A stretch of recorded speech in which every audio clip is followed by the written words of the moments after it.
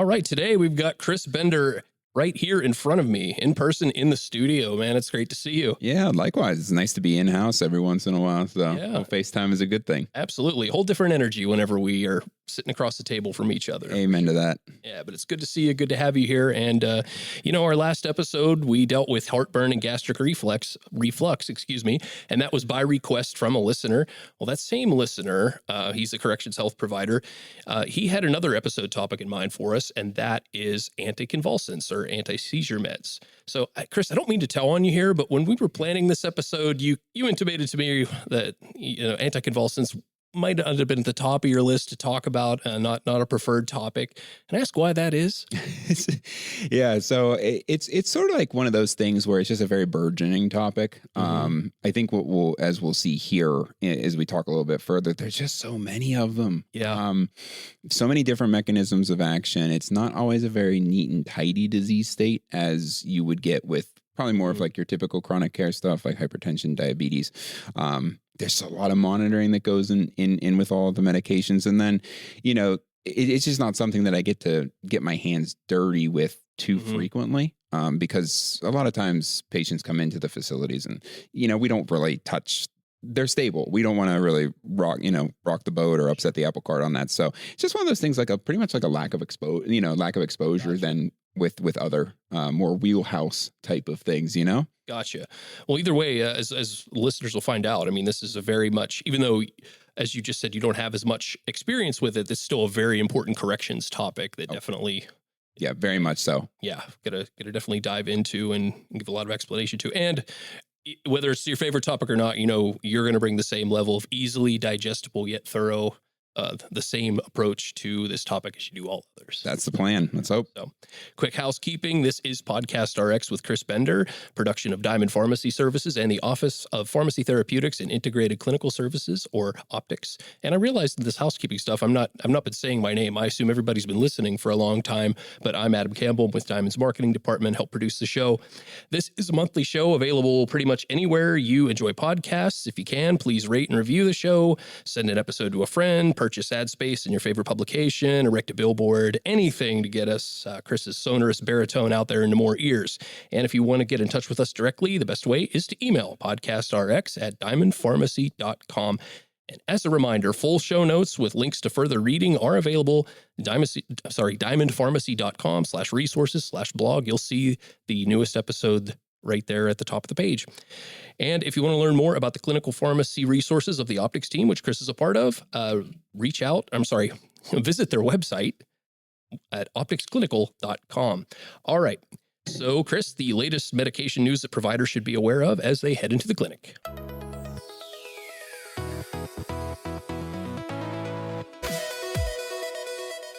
All right. Yeah, so we had a couple new drug approvals, neither of which is very noteworthy, unfortunately. Milsaperidone was approved under the brand name Bysanti for the treatment of schizophrenia and the acute treatment of manic or mixed episodes associated with bipolar I disorder in adults. Milsaperidone is a prodrug of iloperidone, which is currently approved under the brand name Fanapt, and both are manufactured by the same manufacturer, that being Vanda Pharmaceuticals. To put it simply, FDA approval was based on the fact that Fanapt works for these indications, and Bysanti achieves comparable plasma levels to Fanapt. So for this reason, Bysanti is considered more or less an additional treatment option rather than a true paradigm-shifting medication. The other approval was for Difamilast, sold under the brand name Adkey or Adk, which was approved for the topical treatment of atopic dermatitis. Now, this joins a growing list of PDE4 inhibitors for this condition, which also includes Eucrisa and Zoryve. Again, this is more of an additional treatment option rather than a paradigm shift. A new acute pulmonary embolism guideline from the AHA-ACC was released that introduced a new severity classification system with categories A through E to better stratify patient safety risk and guide treatment decisions. Categories A and B include low risk or minimally symptomatic patients who may be appropriate for outpatient or early ED discharge with structured follow-up, while categories C through E include patients with significant symptoms, right ventricular dysfunction, persistent hypotension, or incipient cardiopulmonary compromise warranting short-stay admission or critical care.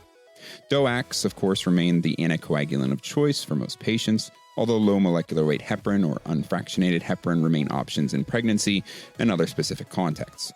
For those of higher clinical severity, however, the guideline outlines appropriate use of systemic and catheter-based thrombolysis, mechanical thrombectomy, and surgical embolectomy. In general news, single maintenance and reliever therapy, aka SMART, has been recommended for asthma treatment for some time now, but uptake has been slow, typically due to confusion regarding dosing, prior authorizations, and provider or patient apprehension. However, a recent study shows that the use of SMART not only improves clinical control, but also reduces overall healthcare costs compared to traditional fixed maintenance and SABA reliever regimens.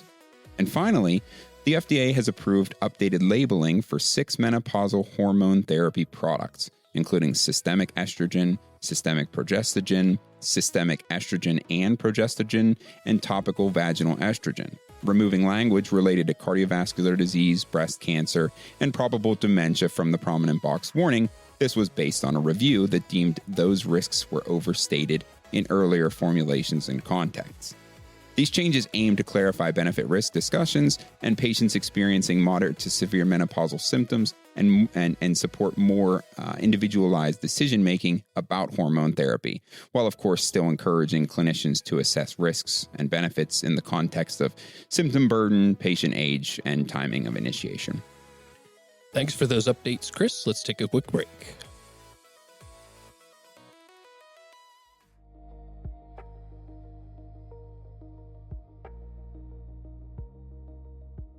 Since 2010, Sapphire Health has developed innovative corrections-driven electronic health record software for jails, prisons, and detention facilities. As a wholly owned subsidiary of Diamond Pharmacy Services, Sapphire has drawn upon 4 decades of correctional health expertise and the direct feedback of correctional health personnel to build an EHR best suited for the inherent complexities of jail and prison health settings. Sapphire's suite of EHR features are supported through customized implementation options, comprehensive training, and 24/7 in-house support to ensure security, reliability, and performance every step of the way. Ready to transform your correctional facility's healthcare from intake to discharge?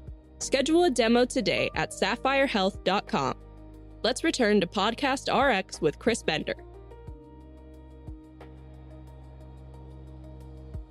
All right, so like last month, we're going to delve into another listener-requested topic. It was the same listeners last month, but that's neither here nor there. Chris, this provider friend of yours wanted to hear a full episode about heartburn and gastric reflux treatments last month, but he also wanted an episode devoted to anticonvulsants. So let me read for you and for the listeners what they wrote. And just quote, "Anticonvulsants, lab monitoring, side effects, drug-drug interactions. Their efficacy is mood stabilizers. Their efficacy for psychogenic, non-epileptic seizures. Parentheses, this is one I see a lot. Patients with PNES on the heaviest duty anticonvulsants, but if they are non-epileptiform, do they actually do anything?" End quote. Again, very happy to get some precise topics like this to cover, and we're definitely going to parse this pretty hard today. And Chris, so let's just get started here. What's the 101 on anticonvulsants? So what's the what and the how? Sure. So, like I said, this is a pretty broad topic. There will be a lot of information to get through, but hopefully this will be fairly digestible here. But let's start with the basics. And even though this is a basics question, there's actually a lot of nuance here that's worth unpacking. Especially for clinicians who are managing these medications across diverse patient populations. So anticonvulsants, also called antiepileptic drugs or AEDs, are a pharmacologically heterogeneous class. What binds them together isn't a shared mechanism, it's a shared therapeutic goal. So reducing abnormal, excessive neuronal firing in the brain. But the ways they get there are remarkably different, and that matters clinically. So let's walk through some of the main mechanisms. The first big category is sodium channel blockade. Drugs like phenytoin, carbamazepine, oxcarbazepine, and lamotrigine work by stabilizing the inactivated state of voltage-gated sodium channels. Essentially, they prevent neurons from firing repetitively at that high frequency. They're use dependent, meaning they preferentially act on neurons that are firing rapidly, which is exactly what you would expect to see during a seizure. This is also why some of these agents have anti-neuralgic properties. That same mechanism is relevant in trigeminal neuralgia and neuropathic pain. The second major mechanism is GABAergic enhancement. So GABA is your primary inhibitory neurotransmitter in the central nervous system, and several anticonvulsants exploit this. Benzodiazepines and barbiturates potentiate GABA-A receptor activity by increasing the frequency or duration of chloride channel opening, respectively. Valproate has some GABAergic effects as well, partly by inhibiting GABA transaminase, the enzyme that breaks GABA down. Gabapentin and pregabalin are interesting. Despite their names, they don't actually bind GABA receptors directly. They bind the alpha-2 delta subunit of voltage-gated calcium channels, which modulates neurotransmitter release, and that net effect is inhibitory. Worth knowing that distinction because it's worth knowing that distinction because it surprises a lot of people. Then you have calcium channel modulation. Ethosuximide, which is almost exclusively used for absence seizures, works by blocking T-type calcium channels in thalamic neurons. This interrupts the rhythmic oscillations that generate the classic 3-HZ height, spike and wave pattern of absence epilepsy. There's also glutamate antagonism. Because seizures aren't just about too much excitation from sodium, they're also about too much glutamatergic drive. Perampanel, which is a newer agent, is a selective AMPA receptor antagonist. Topiramate has multiple mechanisms, including AMPA/kainate receptor blockade, sodium channel inhibition, and GABA potentiation. It's kind of a kitchen sink drug mechanistically. Finally, there's synaptic vesicle modulation. So levetiracetam, which has become one of the most widely used AEDs, works by binding SV2A, a synaptic vesicle glycoprotein involved in neurotransmitter release. It's a unique mechanism, and honestly, we still don't fully understand all of its downstream effects, but it works broadly across seizure types. The clinical takeaway here is that because these drugs work through such different mechanisms, they have different seizure type indications. They also have different side effect profiles and very different drug interaction potential, all of which becomes especially relevant in the correctional medicine context. Well, let's keep the discussion broad here for a second. Tell us about the prevalence in correctional medicine overall. Yeah, this is a really important question, and one that doesn't get nearly enough airtime in general clinical training. Correctional medicine is really its own subspecialty in many ways, and anticonvulsants sit at the intersection of several challenging issues in that environment. So think like medical necessity, mental health, and diversion risk. Epilepsy itself is significantly more prevalent in incarcerated populations than in the general public. In the general U.S. population, epilepsy affects roughly 1% to 2% of people, whereas in correctional settings, estimates range from about 3 to 8%. So we're talking about a 2 to 4-fold increase depending on the facility and the study that you're referencing. The reasons here are multifactorial. Higher rates of traumatic brain injury, substance use disorders, particularly alcohol, which lowers the seizure threshold, and historically lower access to preventative health care prior to incarceration. But here's the key point. Anticonvulsant prescribing in corrections goes well beyond epilepsy. These medications are heavily prescribed for psychiatric indications, so valproate and carbamazepine for bipolar, for example, as well as for chronic pain syndromes, neuropathy, and sometimes for conditions that don't have strong evidence to support their use.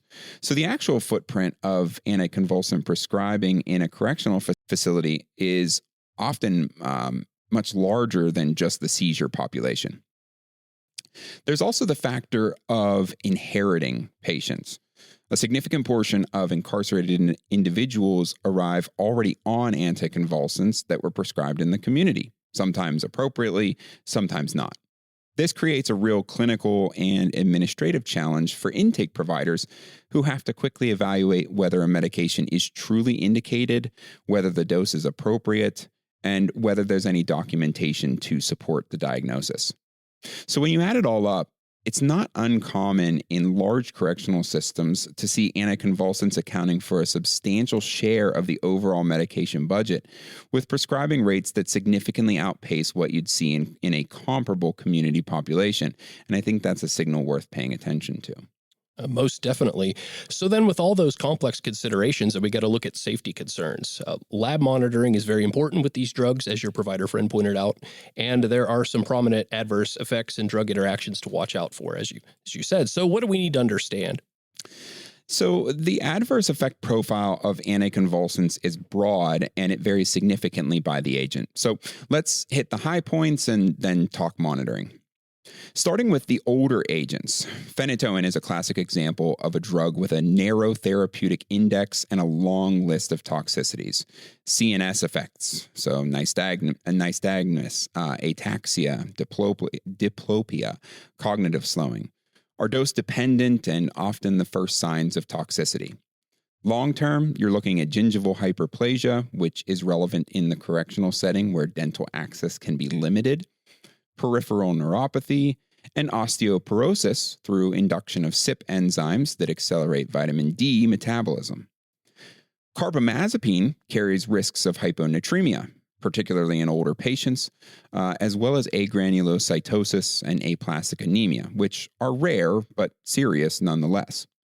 The rash risk with carbamazepine is also real, and in patients carrying the HLA-B1502 allele, predominantly individuals of Asian ancestry, carbamazepine carries a meaningfully elevated risk of Stevens-Johnson syndrome and toxic epidermal necrolysis.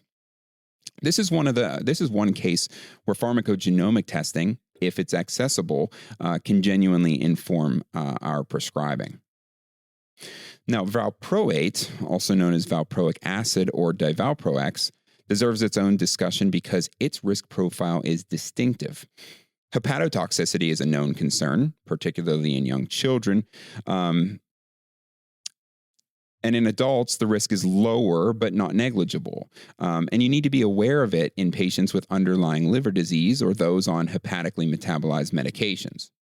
Valproate also inhibits platelet aggregation and can cause thrombocytopenia, so bleeding risk is pretty relevant here. Then there's the hyperammonemia piece. Valproate can elevate ammonia even in patients with normal liver function through inhibition of carbamoyl phosphate synthetase in the urea cycle. It's often underrecognized, and in a correctional patient who becomes encephalopathic or confused on valproate, that should be on the differential.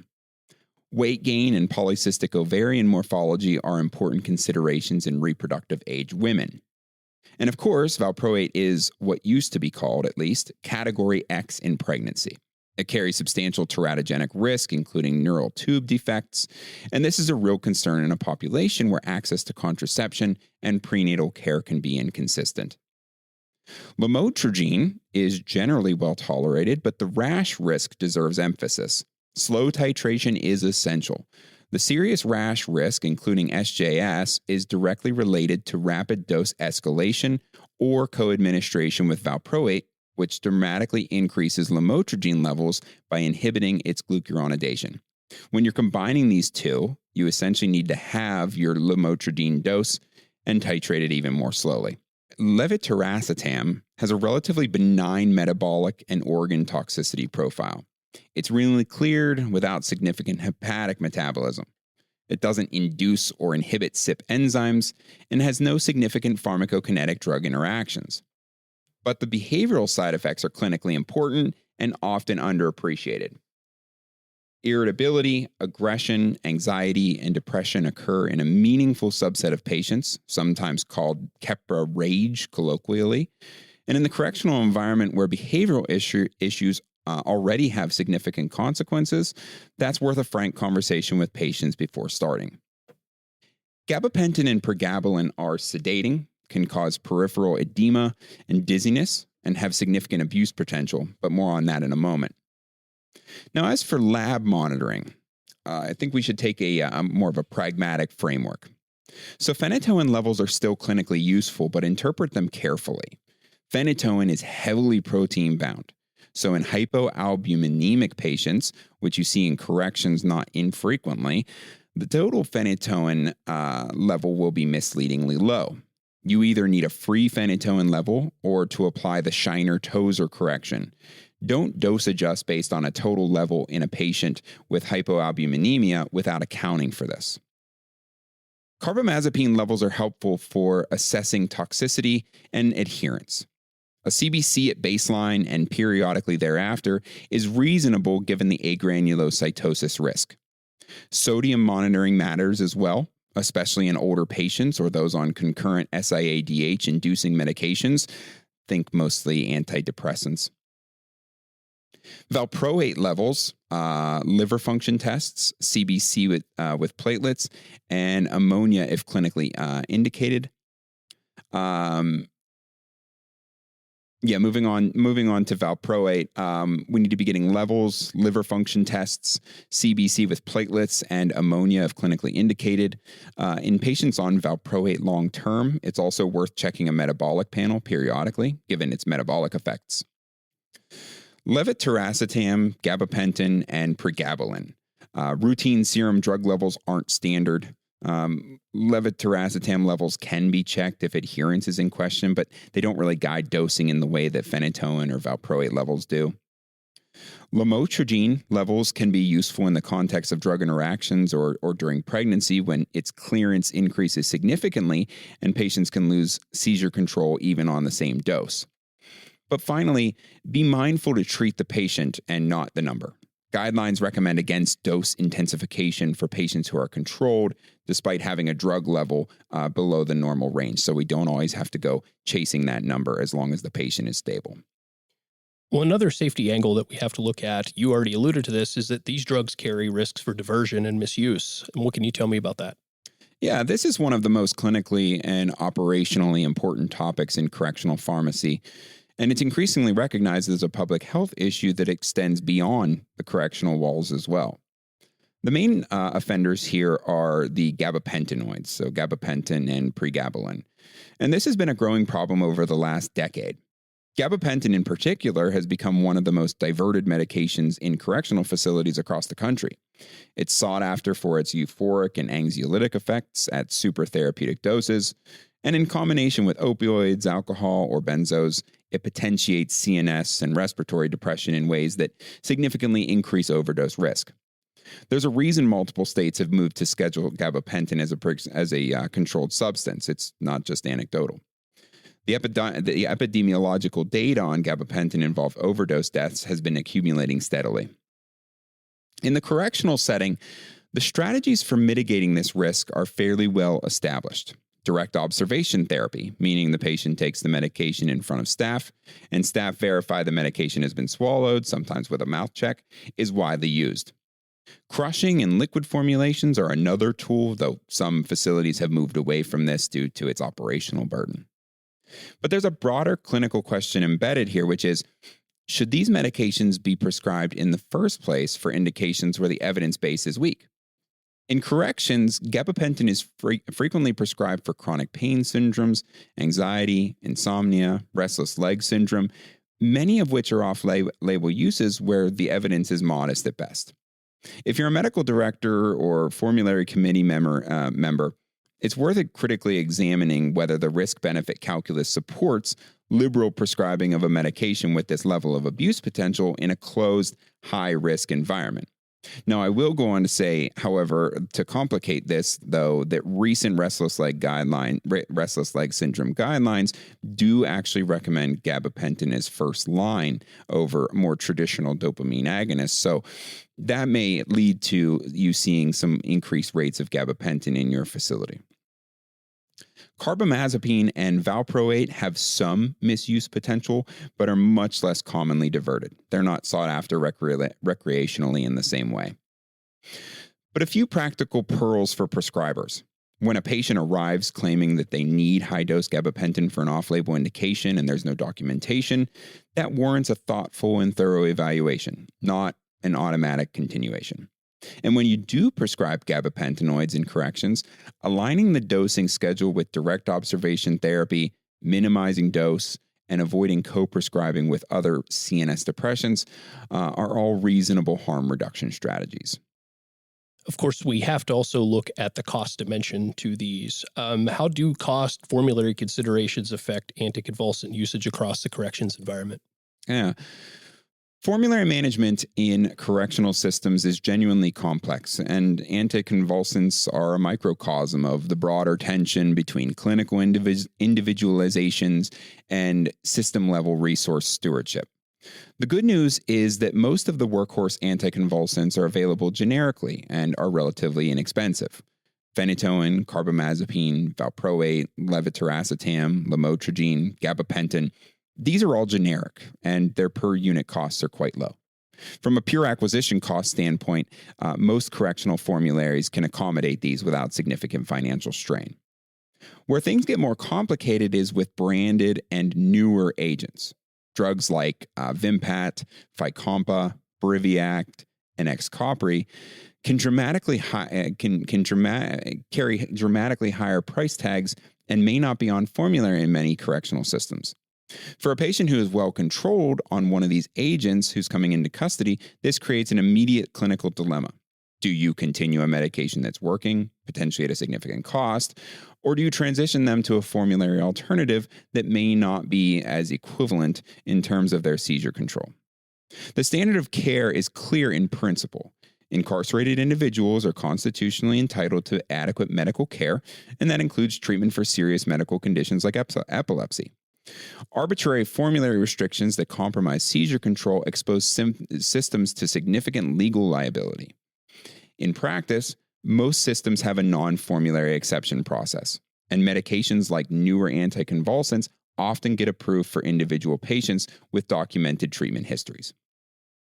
There's also the question of generic substitution and therapeutic exchange. For most anticonvulsants, generic substitution is clinically appropriate and well supported. The FDA requires bioequivalence within a fairly narrow range, and for most AEDs in most patients, this is not a clinical problem. The exception worth knowing is for narrow therapeutic index drugs, phenytoin being the classic example, where switching between generic manufacturers, not just brand to generic, can occasionally produce clinically meaningful pharmacokinetic differences. If a patient on phenytoin is unusually destabilized after a formulary change, this may be worth considering. Now, therapeutic interchange, which is switching between related but non-identical agents like oxcarbazepine to carbamazepine, is a more significant clinical decision and should be accompanied by appropriate monitoring and patient counseling, particularly for seizure disorders where loss of control has real safety consequences. And finally, it's worth noting that medication continuity at release is its own formulary and cost issue. Providing adequate bridge supplies, ensuring prescriptions, and coordinating with community providers at discharge are all areas where correctional systems often fall short, and where a gap in anticonvulsant coverage can have serious, even fatal consequences. Well, I want to go back to the provider's original question for this episode. He was talking about the efficacy of anticonvulsants as mood stabilizers. So what are the psychiatric indications for anticonvulsants, and are there any other off-label or dual indications to speak of?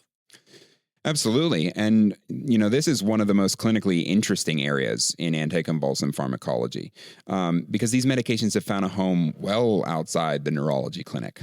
So let's start with the on-label psychiatric indications. So valproate is FDA approved for the acute treatment of manic episodes associated with bipolar disorder. It's particularly useful in patients with mixed features or rapid cycling, where lithium is less reliably effective. It also has an indication for migraine prevention. Carbamazepine also carries an FDA indication for acute mania and bipolar disorder. It's less commonly used than valproate in this context because of its more challenging drug interaction profile, but it is a legitimate option, particularly for lithium refractory patients. Lamotrigine is FDA approved for maintenance treatment of bipolar I disorder to delay the time to recurrence of mood episodes. And notably, it's particularly effective at preventing depressive episodes, which is actually the harder side of bipolar to treat pharmacologically. It's not approved for acute bipolar depression or mania, and it doesn't work particularly well for those acutely. But for long-term prevention of depressive recurrence, the evidence is solid and it's widely used. Now for the off-label uses, and there are many. So gabapentin and pregabalin are extensively used for neuropathic pain. So diabetic peripheral neuropathy, post-herpetic neuralgia. And while gabapentin's label is somewhat limited, the evidence base is reasonably strong for these indications. Pregabalin actually carries FDA approval for several neuropathic pain conditions and fibromyalgia. Both are used off-label for anxiety, particularly generalized anxiety disorder, and there's some evidence to support this, though, again, the misuse potential needs to be weighed in context. Topiramate has an interesting off-label portfolio. It's used for migraine prophylaxis, again with an FDA indication, but also increasingly in the treatment of alcohol use disorder, where there's a reasonable evidence base suggesting it can reduce drinking days and cravings. It's also used off-label for binge eating disorder and PTSD. One notable property of topiramate is that it tends to cause weight loss, which is somewhat unusual in this class, primarily through its carbonic anhydrase inhibition and appetite-suppressing effects. That makes it an attractive choice in patients where weight gain from other medications is a concern. Levetiracetam and lamotrigine are sometimes used off-label for bipolar spectrum disorders, particularly in settings where valproate or carbamazepine are contraindicated, though the evidence is much thinner compared to the approved agents. In the correctional setting where psychiatric comorbidity is extremely high, roughly over 50%, these psychiatric indications for anticonvulsants come up constantly. Being fluent in both the evidence and the limitations for these uses is essential to correctional providers. And I think this podcast so far is definitely helping with that fluency as much as you've covered. Yeah, for sure. Let's address the provider's final point here about using anticonvulsants for non-epileptic seizures. In this instance, are they actually doing anything? The knee-jerk answer from somebody who's completely uneducated, like me, is no, but what's the full answer? Yeah, this is a really important clinical question, and one where evidence and practice are frequently misaligned, often with real consequences for patients. So first, let's clarify what we're talking about.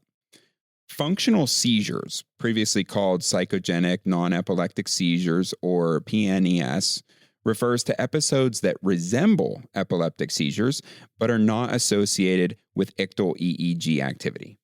They're a manifestation of functional neurological disorder, which sits at the intersection of neurology and psychiatry. The term psychogenic has largely been retired in favor of functional because it more accurately reflects the mechanism. These are real, involuntary neurological symptoms that arise from alterations in brain function, not structural pathology, and certainly not fabrication. Now, the evidence question. Anticonvulsants do not work for functional seizures, full stop. There are no randomized controlled trials demonstrating efficacy of any AED for functional seizures, and there's a substantial body of clinical experience showing that patients with unrecognized functional seizures often end up on multiple anticonvulsants with no reduction in event frequency. In fact, over-medicating these patients with AEDs carries real harm, adverse effects, drug interactions, stigma around an epilepsy diagnosis, all without benefit.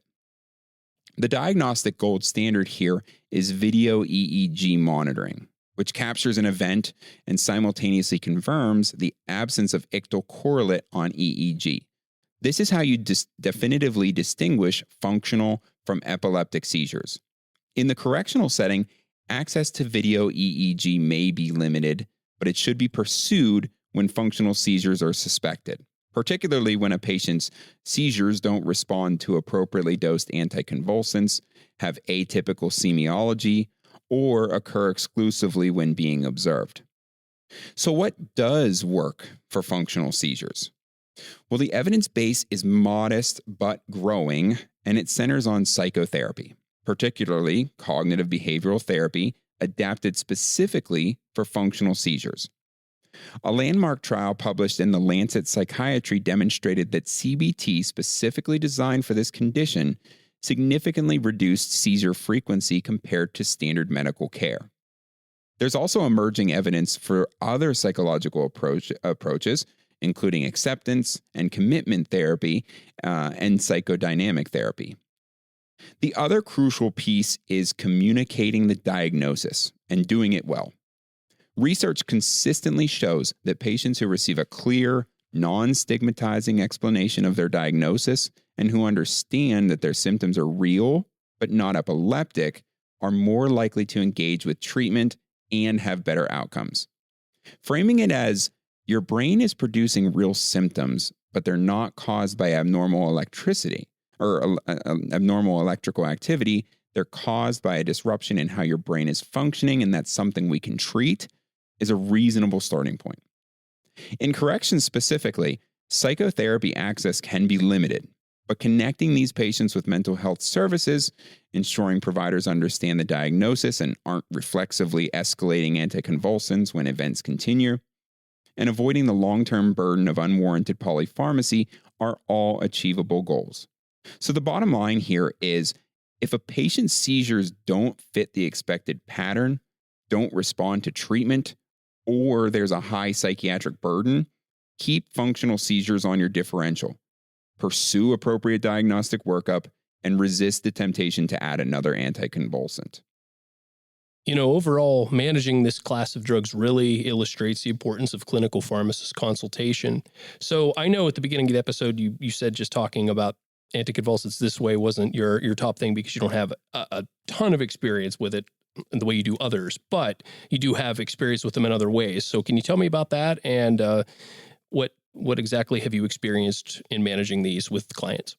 Right. So the majority of my experience with these medications is more in the psych realm, since as we've discussed, they're frequently used for mood stabilization. So I'm often fielding questions from providers regarding, the efficacy or place in therapy of various agents when it comes to these psych indications.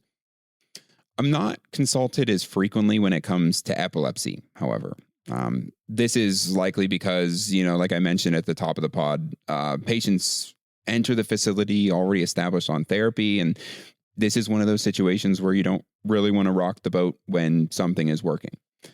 That being said, there are instances where patients need to change therapy. This might be due to drug availability, tolerability, or interactions, and I'll be asked the best way to transition the patient to an alternative anticonvulsant, which can vary based on clinical scenario. So, for those interested, the preferred strategy is to maintain the original drug at full dose while titrating up the new medication. Then, once the new drug is at its therapeutic dose, you can start tapering the previous anticonvulsant. This could take quite a bit of time, but it can be expedited in some cases, such as when patients are experiencing adverse effects from the original drug. One scenario that is fairly common in my experience is when providers would like to start patients on hepatitis C treatment, which can be negatively impacted by many anticonvulsants like carbamazepine, oxcarbazepine, and phenytoin due to CYP interactions. In these cases, I'll advise providers to use the preferred strategy if they have enough time to wait prior to starting the patient's antiretroviral therapy. However, in circumstances where time is more limited, they have to get the patient on therapy to get them treated before they leave the facility. We will ultimately decide on a more expedited cross-taper type of strategy. So to just wrap up this discussion with a nice big bow, what are your top takeaways or pearls that providers should keep in mind with anticonvulsants? Just your quickest but most thorough list. Yeah. So first, know your mechanisms because they inform your decisions. The anticonvulsants are not interchangeable. If a patient's seizure type isn't responding to sodium channel blockers, understanding that there's a whole other mechanism to target helps you make rational next steps rather than just reaching for the next drug alphabetically. Second, phenytoin levels require clinical context. A total phenytoin level of 8 in a patient with an albumin of 2 is not undertreated. It may actually be therapeutic when you account for protein binding. Free levels or the Shiner-Tozer equation are your friends. because undercorrecting for hypoalbuminemia is a common and potentially serious error. Third, valproate's metabolic and reproductive risks deserve explicit counseling, particularly in women of reproductive potential. Valproate's teratogenicity is significant. The risk of neural tube defects is on the order of 5 to 9% with first trimester exposure, far above background risk. In the correctional setting, where contraceptive access is variable and planned pregnancy is less common, this conversation needs to happen and needs to be documented. Fourth, levetiracetam behavioral side effects are real and clinically significant. Before attributing agitation or behavioral deterioration to environment, mental illness, or personality in a patient taking levetiracetam, consider the medication itself as a contributing factor. Sometimes switching to a different agent with comparable efficacy resolves a behavioral pattern that looked like something else entirely. Fifth, gabapentinoids warrant scrutiny and corrections.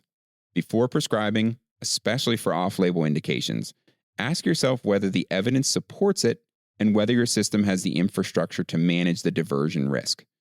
For patients who genuinely need it, use the lowest effective dose, direct observation therapy, and avoid co-prescribing with other CNS depressants. Sixth, think about transitions of care.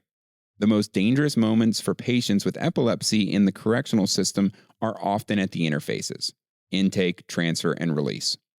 Medication gaps at these transition points can precipitate breakthrough seizures with serious and sometimes fatal consequences. Providers working in corrections should advocate hard for robust medication bridging protocols at discharge. Seventh, functional seizures are in your differential. When a patient on multiple anticonvulsants is still having frequent events, when the semiology is atypical, when there's a high psychiatric burden, don't just add a drug. Pursue video EEG if possible, involve neurology, and don't underestimate the value of a well-communicated diagnosis and appropriate mental health referral.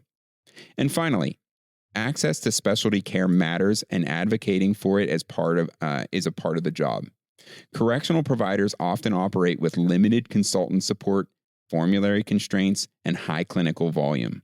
Being a strong advocate for your patient, whether that means pushing for a non-formulary exception for a well-controlled patient, requesting a neurology telemedicine consult, or ensuring a 30-day supply at release, is as much a part of good anticonvulsant management as knowing the pharmacokinetics. Well, that was a sprawling discussion, excellently rounded up there, Chris. But I have to say, in all of what you talked about, I was really interested in the functional seizures. I just didn't know those were a thing. Yeah, that's an underappreciated aspect, but often overrepresented in the correctional system, and one that has actually been brought to my attention multiple times. Okay. Well, we covered a lot of ground there, and we're going to end the episode with some trivia capsule related to anticonvulsants, but a little bit lighter content coming right up after this break.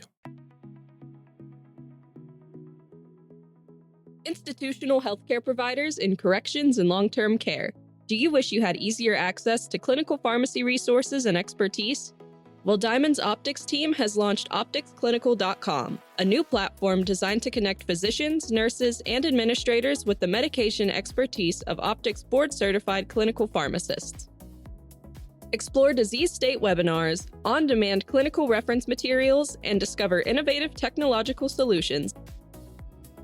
Integrate the specialized knowledge of clinical pharmacists into your facility's healthcare team to solve clinical challenges, contain costs, and improve patient outcomes. Visit opticsclinical.com today and sign up for your free account. Now let's get back to Podcast RX with Chris Bender.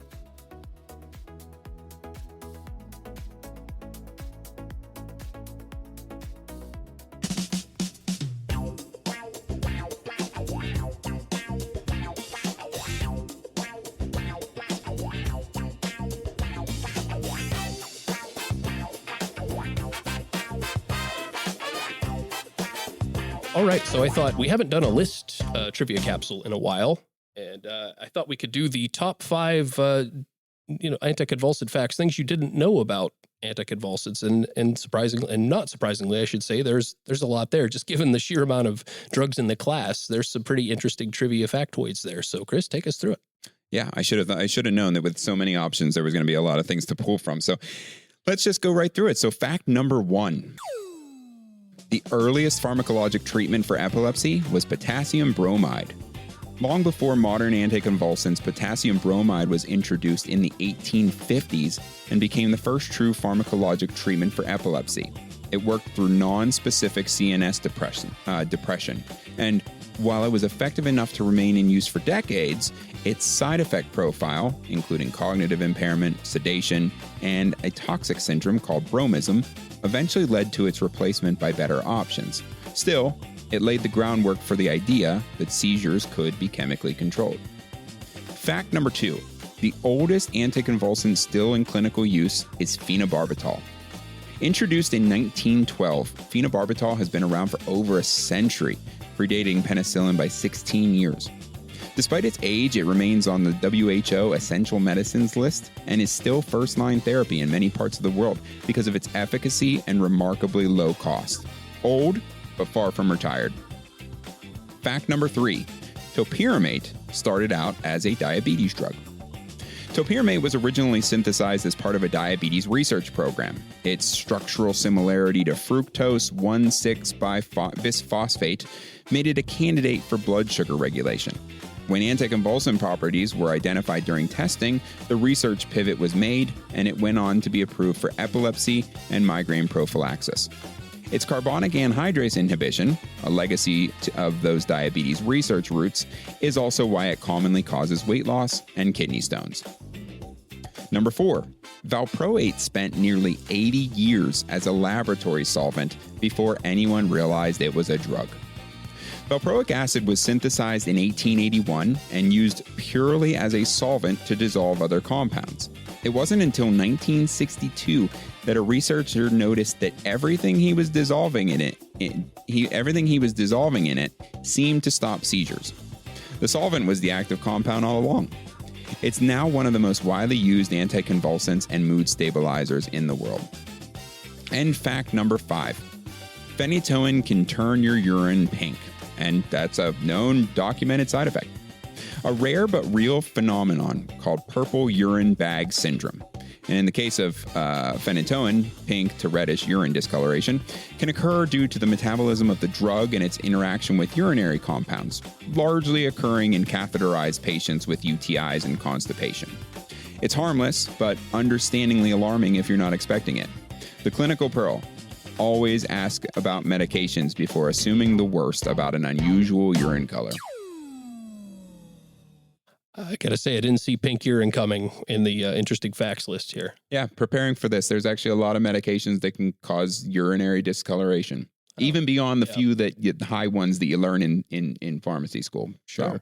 Well, I have to say, of that whole list, valproate was my favorite, just because I love the happy accident sort of discoveries like that. I like the guy who probably thought that he just cured epilepsy. He's like, everything I touch turns to gold kind of thing, you know? Absolutely.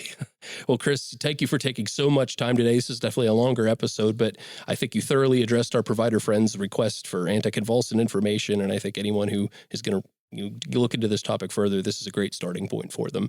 So thanks as always. Yeah. Also, thanks for coming in person today. Right. Thanks for having me. Of course. Saving my seat. Yeah, of course. And I do want to say that for the next episode, well, we're going to have a new podcast studio space.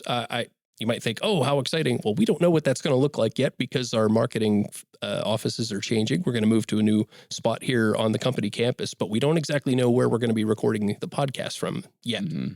So there may be a delay in next month's episode. I'm not sure. Hopefully not. But while we're looking ahead to April, you're going to head back to NCCHC in New Orleans, a trade show, a conference that you've attended many times, presented at many times, and been on this show to talk about. So we're not going to miss the opportunity, as usual, to tie the pod into what you're going to be talking about there. So for preview's sake, what are you going to be presenting on? Last year, we talked overweight and obesity, which we made into an episode here. What we'll be doing this time? Yeah. So this year, I'm actually going to be discussing drug shortages, how they happen, their effects, and what we can realistically do about them. this is, preparing for this, and this isn't something that I had to really research into too much because in our normal day to day, this is something that touches us all of the time. Right. So it's very salient, very prevalent, and I think that it's going to be a pretty useful topic for attendees. Right. And just in general, the state of the world now where we're shortages and everything, climbing prices, everything's on that and top of mind like that. And last year I went with the hot topic of obesity and weight loss, and it was a great topic, but still fairly niche. This one is it affects everyone in that room, in that audience. So hopefully we'll get a lot of turnout and have some beneficial for the attendees. No doubt. Well, for anyone who's hearing this show that's going to go to NCCHC in New Orleans, when and where can they find your presentation? Yeah, so my presentation is going to be happening on Monday, April 20th from 1 to 2 p.m. I hope to see you there. Excellent. Well, safe travels next month, Chris. If we don't talk before then, do hope you have a great conference experience, and I hope a few friends that you run into will request more topic ideas like we talked about today. Yeah, I'll keep my nose to the grindstone and ask around while I'm there. Yeah, and we'll definitely be providing you at the Diamond booth. Can't remember the exact booth number right now. I should know that off the top of my head, but we will be providing you with some Podcast RX Lit. All right. So certainly hand that out. But looks good. Yeah, looking forward to catching up with you after the show, and we'll talk drug shortages next time. Sounds good, Adam. Wherever that is. So, all right, Chris. Well, thanks again so much for coming in, and we'll see you all when we see you. All right. Take care. Take care.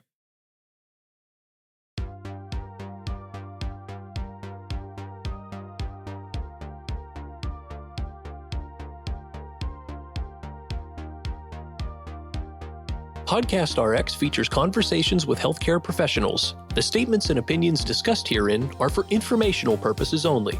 This podcast should not be considered professional medical advice and should not be used as the substitute for the advice of an appropriately qualified and licensed healthcare professional.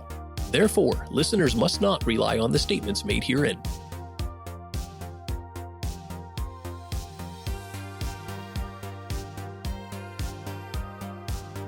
Podcast RX is a production of Diamond Pharmacy Services. Find our show on Apple Podcasts, Spotify, YouTube, or wherever you enjoy podcasts. And where possible, please rate and review. If you'd like to get in touch with the show directly, shoot us an email at podcastrx@diamondpharmacy.com. Thank you again for your support.